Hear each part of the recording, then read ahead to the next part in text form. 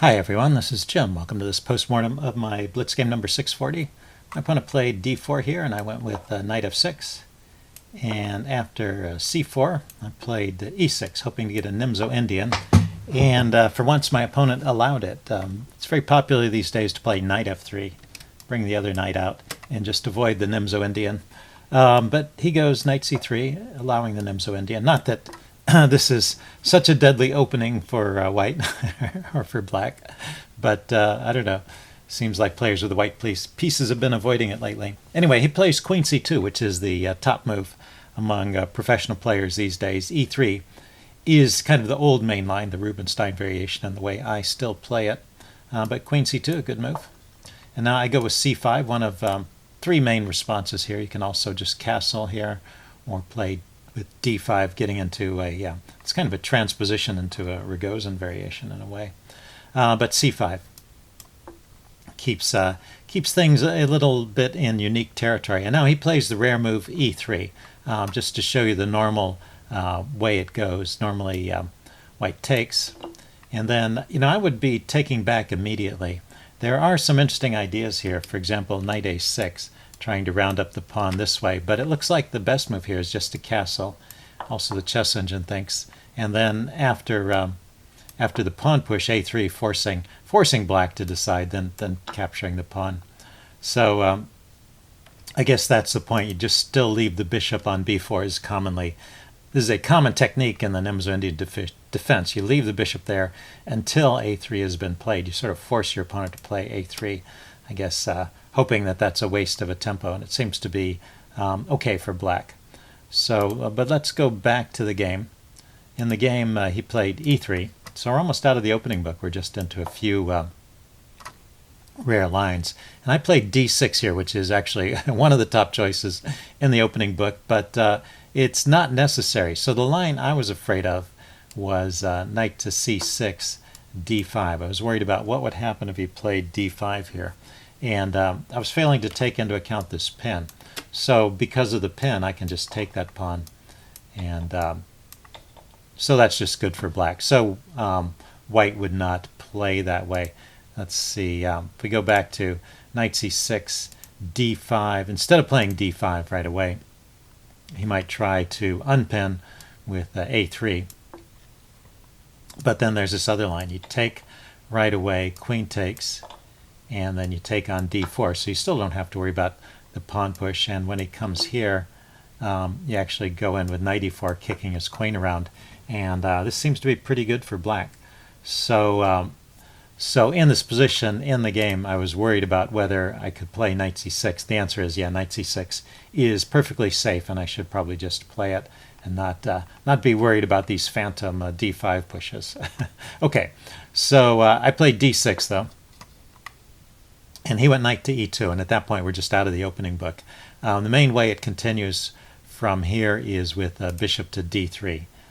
That's just a normal developing move. That's certainly what I would play in this position, and the game would continue. Knight to e2, which is what he played. It's kind of a strange move. It's blocking the bishop. Well, the knight's going to move again, and the bishop will come out. But it's a bit of a slow setup, and black is already a little bit better after this, or at least black is equalized. Now he kicks my bishop, and I take.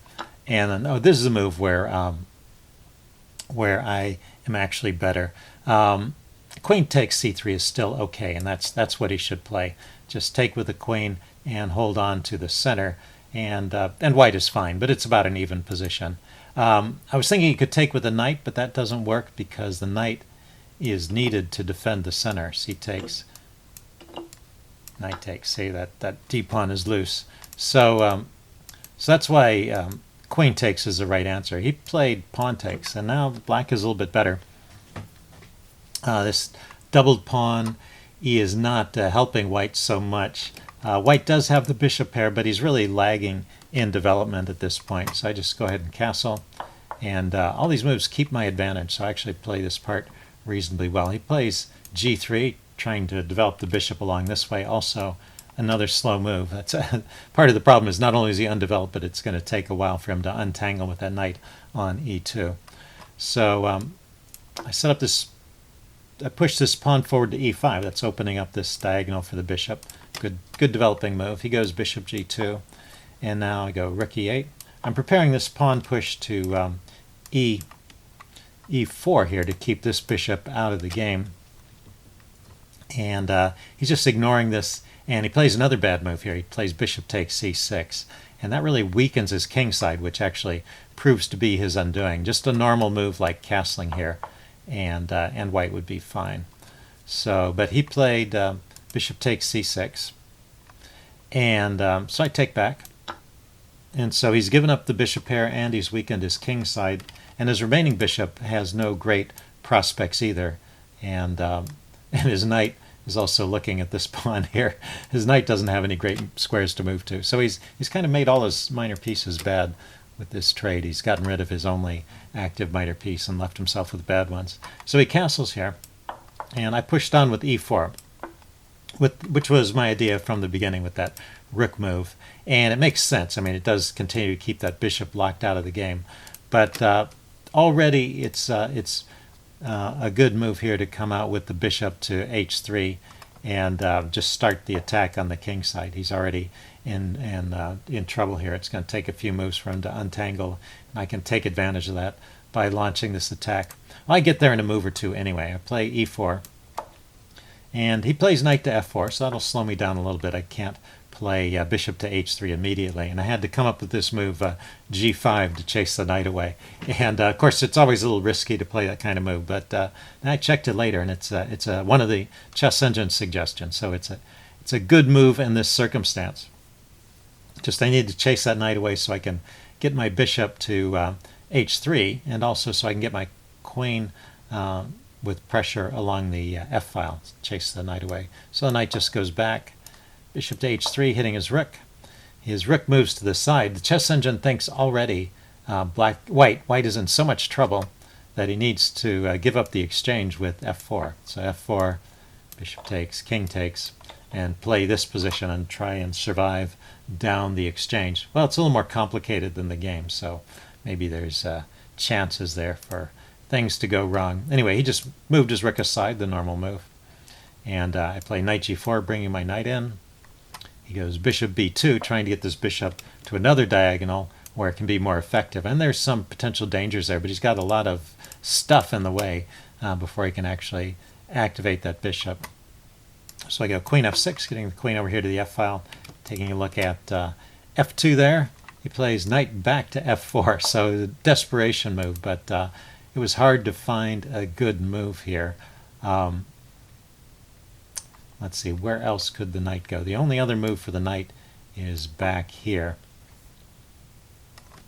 And well, let's turn on the chess engine for a second and see what the refutation of this one is. Queen to f3. Okay, queen to f3 is mating. So I don't know if I spotted that during the game, but anyway. Yeah, no way to stop the mate there. So he needed to block the file. So let's step back to the game. Queen f6. He played knight to f4, but this loses a piece, so I take it. He takes back with the g-pawn. And, oh, he took with the e-pawn, I'm sorry. Took with the e-pawn. And then I play queen to g6. So I'm just maneuvering my queen over here to the h file. Queen h6 immediately was even better. So he goes rook to e2, trying to defend along the second rank. I go queen h5, defends the knight and puts me on this light squared diagonal. And he goes rook a to e1, so bringing his other rook over. And so there's a good tactic here if you want to spot the best move for black in this position.